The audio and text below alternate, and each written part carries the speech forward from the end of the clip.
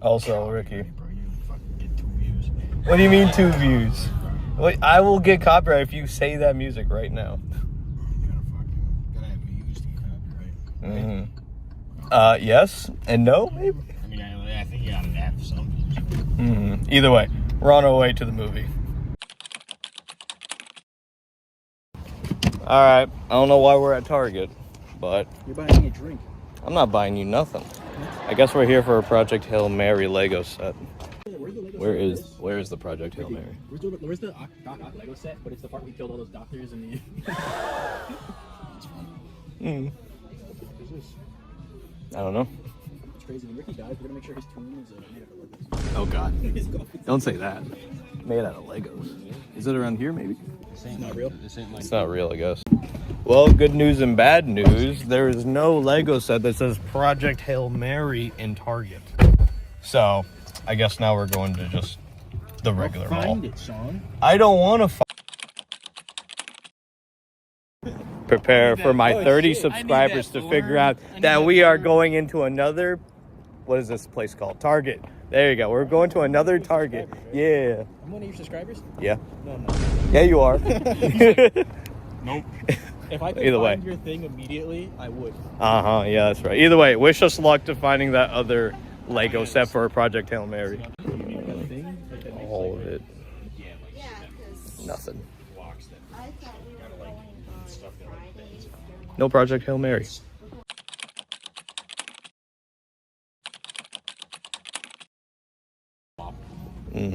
Also, speaking of, look at this. I found the movie, guys. I found it.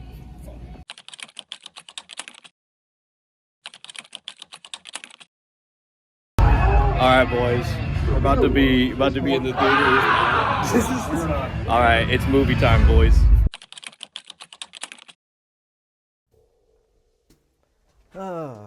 Wow, what a goddamn movie. So, I just came home from Project Hail Mary, and let me tell you something. You guys gotta watch it with the IMAX on. This is gonna be like the millennials version of Interstellar. All right. The IMAX has been one of the most appreciated movies of this year. Project Hail Mary has been like one of the most hyped movies I've ever hyped myself into, and it never disappointed every step of the way.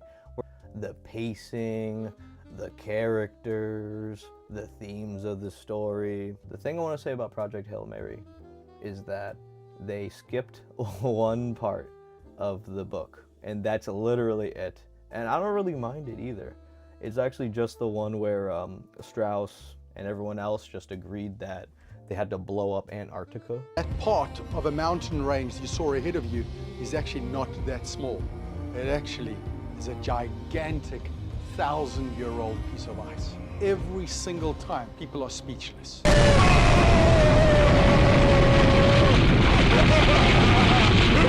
If you guys remember that in the book, and if you don't, oh my God, you missed one of the best parts. I think they try to replace it with the astronauts blowing up, because I swear to God, I did remember like 5 people on the crew instead of 3, but that's besides the point. Let's just say that the pacing of it all, phenomenal. The characters like Strauss and Grace, and even, I don't know why, but they gave so much character to like, to the bodyguard. Not, I guess I could say bodyguard, more like FBI agent. They gave so much to Strauss in particular that I really want to like point into, because of how real she is instead of like being a robot in the book, because the way that she acts versus the books is a completely different cycle. We got her being heartless when, well, that little twist in the movie happened, and personally, I wouldn't take that from Strauss, all right? I feel a little bitter, but at the same time, hey, Strauss did her job. I mean, what can I say? What can you say to a successful mission, right? You brought back a natural predator for these vitamin D eating demons. Astrophage itself is like such a scary concept. Oh, okay, well, either way. I remember the interview on Good Morning America when that happened, and you just see this freaking goofball just talking about his favorite book called Project Hail Mary. Get ready. We're starting off with a good one, too. Ryan Gosling in this pop star exclusive sneak peek at the actor's next big gig, producing and starring in the big screen adaptation of Andy Weir's hit book, Project Hail Mary. And I hear we have a very special message from the man himself. Let's take a look. Oh. Hi, Today Show. You've caught me reading the best-selling book, The Project Hail Mary by Andy Weir. Wow. We made a movie out of this book, and the trailer comes out today. Would you like to see it? I don't want to get ahead of myself, but I think it's actually one that Carson might like. And I know, Carson, you were Team Oppenheimer. We were ships in the night on that one, pal. But this one, first things first, just please enjoy this sneaky little peek at the Project Hail Mary in theaters, March 2026. I'm not. All right, I was Team Oppenheimer, but after seeing that trailer, I'm going to be Team Project Hail Mary. Yes. In 10 years when it comes out, whenever it comes out. Next March. Next March? Next March, 2026. All right. Thank God for my friend Ricky, because he hooked me onto this stuff, honestly. He's a really big sci-fi nerd, so I really do appreciate that about him, but oh my God, the movie is so good. But enough glazing. Grace, main character Grace, I really like him. He's as solid as his book part. We got Rocky, the two dynamic duos. Steals the book and steals the movie, for me personally, because of how much bullshit they both went for one another, you know what I mean? At the very end of the movie, I really thought that they're gonna do the whole, we're gonna be Hollywood and we're going to make a generic ending for ourselves, instead of like putting all our faith into the ending of the book, which, you know, I really don't mind that, but at the same time, I would still be upset.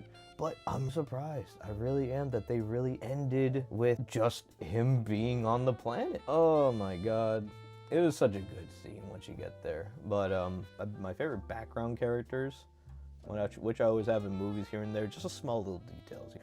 For example, the bodyguard, I forgot his name, but he's great at what he does, and the way that they fucked around in Barnes and Nobles, what the fuck am I saying? In Home Depot, trying to buy wooden pallets and like duct tape. The two astronauts that completely died when waking up from cryo sleep, right? Oh my God, they really gave him a really good send-off. And just like in the book too. But yeah, all in all, my favorite parts of the movie versus the book, right? So the movie first. When Grace and Rocky flew very close to the atmosphere of, what's Rocky's wife? Adrian, there you go. Such a stupid name, Adrian. Now, I know it's supposed to be a reference, but it's just so silly. When they're on the planet Adrian, they acted their ass off. I don't know how a piece of rock would even act like that, but I felt more pain for a rock person than any human being in a movie so far. And it's just the way that he dissipates and stuff too. It's just, by the way, CGI, phenomenal. That's also a reason why you should totally watch it in IMAX too. Watching RPX, IMAX. All right, if only there was a 3D, if only. And the best part about that scene is also Grace too, which also goes to the point where Rocky and Grace are just kind of like a buddy cop duo saving the universe. Oh my God, and when they survived, oh, I was so relieved. I felt the same way as the first time in the book, but in the book they actually got me fucked up when it comes to Rocky slowly dying. All in all, I say it's a 10 out of 10 for me personally.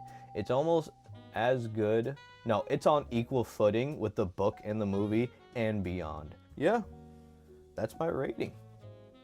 If you guys enjoyed this video, like, comment, subscribe, and hopefully you guys have a good morning, good evening, good night. See you later.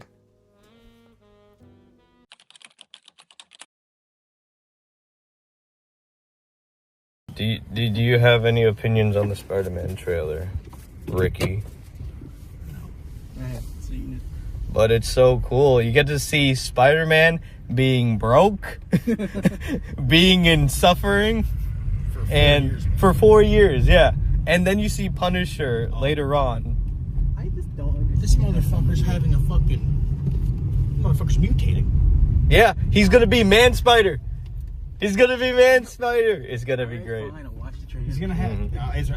more than likely, it might be before this movie, but I doubt it because it's a sci-fi movie. But usually, sometimes it doesn't matter. Mm-hmm. Also, the Odyssey comes out like a week before that does. All right, I gotta see the Odyssey too. Fuck. If it's still there next week, we gotta see fucking what's it called? Ready or Not.